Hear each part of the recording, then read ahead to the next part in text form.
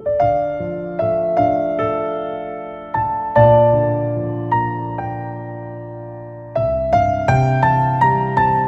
meus amigos, minhas amigas, a paz de Cristo, bem-vindos ao meu canal Multiplicação de Esperança. Meu nome é Miguel e eu tenho uma palavra para a sua vida e para o seu ministério.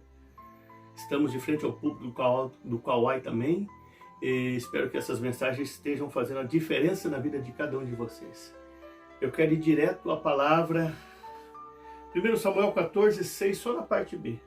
Porque para com o Senhor nenhum impedimento há em livrar, sejam com poucos ou sejam com muitos. Vamos aprender um pouco desse texto. Leia ele todo depois, aí na sua casa, 1 Samuel 14 inteiro, você vai entender e compreender melhor as colocações que eu vou fazer nesse texto. Em primeiro lugar, enquanto os israelitas somavam 600 homens, o exército dos filisteus estavam com 30.000 carros, 6.000 cavaleiros e um exército incontável, semelhante à areia do mar. Enquanto o exército de Israel não tinha espadas, escudos, lanças e arcos, o exército dos filisteus estavam armados até os dentes. Mas por que o exército de Israel estava desprovido de armas? Naquela época, os filisteus tinham sequestrado os ferreiros para que Israel não conseguisse fabricar armas.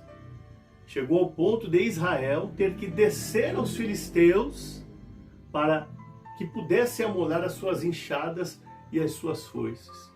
Então veja só que cenário, veja que situação complicada, veja que caos, veja que cenário turbulento. É algo aqui muito inusitado. Qual seria a sua reação? O exército do outro lado armado até os dentes e você é um Jonatas com seu pajem de armas que está deste lado.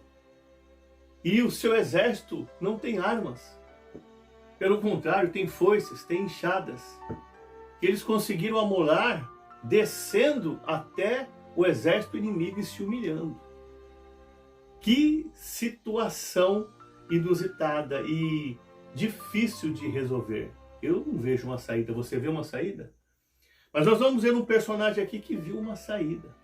O que fazer em um momento de extrema dificuldade? Confiados então na lógica dos números, pois o seu exército era superior, era maior, os filisteus marcharam contra Israel, imponentes, vaidosos, presunçosos, altivos de espírito, pois eles estavam em extrema vantagem. Confiados também na lógica dos números, pois o seu exército era muito menor, os israelitas, eles começaram a fugir então para as cavernas, para as fortificações, para os espinhais, para os penhascos. Confira isso em 1 Samuel 13:6. Essa é a solução que eles encontraram. Outros israelitas até mudaram de cidades e foram para outras cidades, abandonando as suas famílias. Confira isso em 1 Samuel 13:7. Então, a situação ficou fora de controle. Todos estavam desesperados, com medo, acuados, sem saber o que fazer.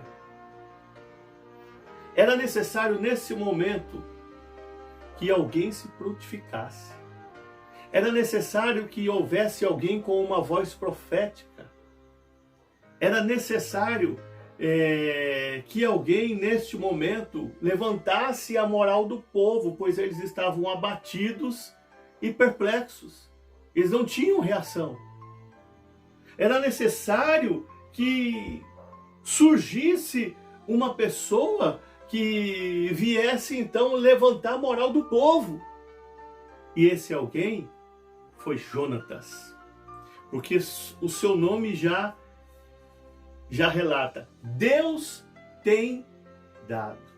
Então Jonatas se levanta em meio à crise, porque a crise estava instalada naquele lugar. E Jonatas faz algo muito interessante. Isso aqui é uma conjectura que eu vou fazer.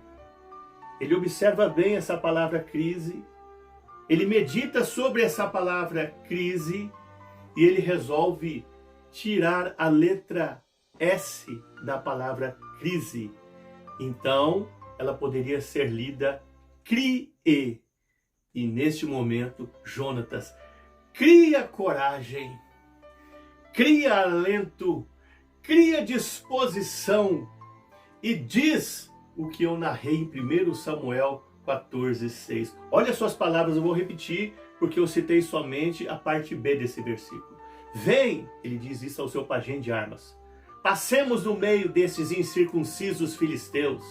Porventura o Senhor operará por nós, porque para com o Senhor nenhum impedimento há, seja em livrar com poucos ou com muitos. Eu admiro Jonatas porque ele não se apegava a números. Olha o que ele mesmo diz, para com o Senhor não há impedimento em livrar, sejam com poucos ou com muitos. Ou seja, se eu tiver muitos comigo, Deus vai operar. Agora, se eu tiver poucos comigo, Deus vai operar também. Ele não se apegava a números, porque Deus não se impressiona com expressão numérica. E eu não devo me impressionar também com números, com quantidade, com multidões. Se tem multidões do meu lado, se tem quantidade qualificada do meu lado, eu não devo me impressionar com isso. Eu devo me impressionar com a presença de Deus na minha vida, com a aprovação de Deus na minha vida, com o aval de Deus na minha vida. Eu tenho que exercer a minha coragem. Eu tenho que exercer o meu ministério. E Deus dá um recado para todos nós em 2 Timóteo 1,7. Porque Deus não nos deu o espírito do medo, mas de fortaleza, de temor e de moderação. Então o espírito que é em mim não é de medo. Todos estavam com medo, até o pai de Saul, líder, estava dentro de uma tenda. E o seu exército refugiado. Agora o seu filho Jonatas, ele se prontificou. O espírito do medo não estava reinando na vida dele. Ele tinha o espírito do Senhor, e o espírito do Senhor é um espírito de coragem, é um espírito de valentia e de ousadia. Enquanto todos estão paralisados, Jonatas resolve se mexer. Enquanto todos estão amedrontados, Jonatas diz: a parada é minha. Eu vou resolver com a força do Senhor sobre a minha vida. Por isso que uma escritora renomada, ela relata: outros pássaros voam em bandos, as águias voam sós. Ele tinha visão de águia. Por isso que está relatado em Josué 23:10. Porque um só de vós perseguirá 1000, porque é o Senhor, o vosso Deus, o que peleja por vós. Por isso que está relatado em Juízes capítulo 7, que Deus reduz o exército de Gideão. Ele tinha 32.000 homens. Deus permite ele ficar com 300 homens, e com esses 300 homens ele vai à peleja e vence a batalha. Deus não se impressiona com a expressão numérica. E Deus quer que nós venhamos seguir o exemplo de Jonatas. Jonatas não se impressionava com números, ele não se apegava a números, e ele disse ao seu pajem de armas: vamos para cima deste exército, deixa o meu pai que é o líder dentro da tenda, deixa o exército dele acuado também, eu e você vamos decidir essa parada. É isso que um verdadeiro líder, ele faz. Essa é a posição de um verdadeiro líder, porque o verdadeiro líder, ele vai à frente e ele conhece o caminho. Continuando. Enquanto Saul, seu pai, fica na tenda orando, pedindo um milagre, Jonatas confia que o milagre já aconteceu e parte para cima para a batalha.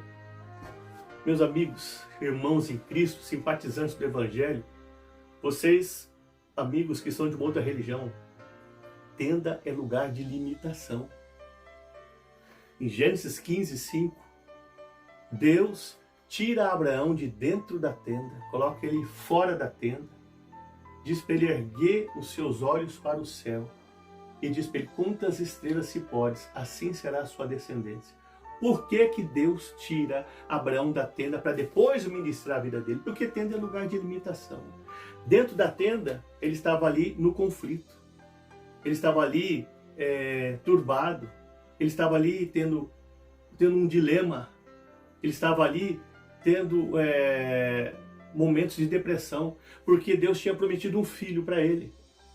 E há muitos anos essa promessa vinha soando em seus ouvidos, mas não acontecia. A mulher dele também era velha, ele era velho. A mulher dele era estéril. E foram muitos anos se passando e a promessa não se cumpria. Ele fica dentro da tenda então, nesse lugar de limitação ali, confuso, oprimido. Deus tira ele para fora da tenda e mostra para ele a grandeza das suas promessas. O que adiantou Saul ficar dentro da tenda, orando e pedindo um milagre?